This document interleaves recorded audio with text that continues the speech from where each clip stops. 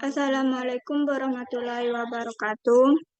Perkenalkan, nama saya Anita Septia, Prodi D3 Manajemen Perdagangan.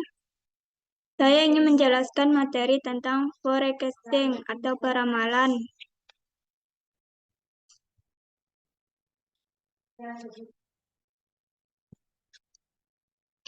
Peramalan merupakan suatu teknik dari analisa perhitungan yang dilakukan dengan sebuah pendekatan kualitatif maupun kuantitatif untuk bisa memperkirakan kejadian masa depan dengan menggunakan referensi data-data masa lalu. Peramalan ini bertujuan untuk memperkirakan suatu prospek ekonomi dengan kegiatan usaha serta pengaruh lingkungan terhadap prospek tersebut. Peramalan atau forecasting juga merupakan salah satu bagian yang terpenting bagi setiap perusahaan ataupun organisasi bisnis dalam setiap pengambilan keputusan manajemen. Pendekatan dalam forecasting, metode forecasting dibagi menjadi dua, yakni peramalan secara kualitatif dan peramalan secara kuantitatif. Peramalan secara kualitatif adalah peramalan yang menggunakan pendapatan dan analisis yang deskriptif, sedangkan peramalan kuantitatif yaitu peramalan yang berkaitan dengan hitungan matematis. Bagaimana peramalan membantu proses pengambilan keputusan? Dengan peramalan, pihak manajerial sebagai pihak mengambil keputusan dapat melihat kemungkinan situasi dan risiko yang dapat terjadi pada periode berikutnya, dan dengan demikian mengaruhi hasil akhir dalam keputusan yang akan ditentukan.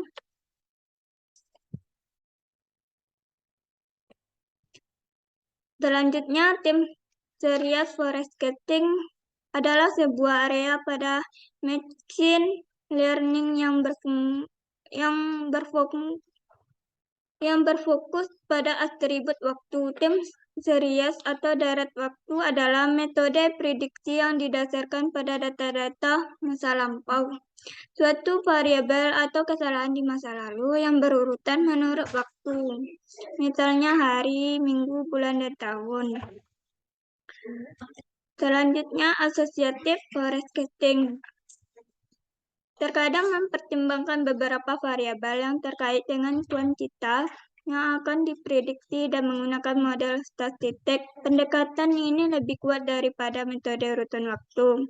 Menggunakan nilai historis, metode peramalan asosiatif ini lebih banyak digunakan dengan analisis regresi.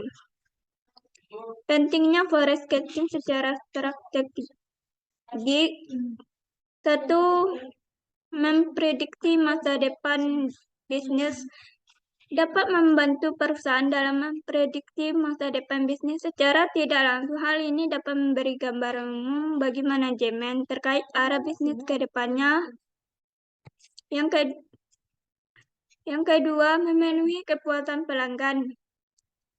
Memiliki peluang yang besar memenuhi permintaan barang dari pelanggan, lalu menghasilkan kepuasan dan para pelanggan tersebut. Yang ketiga,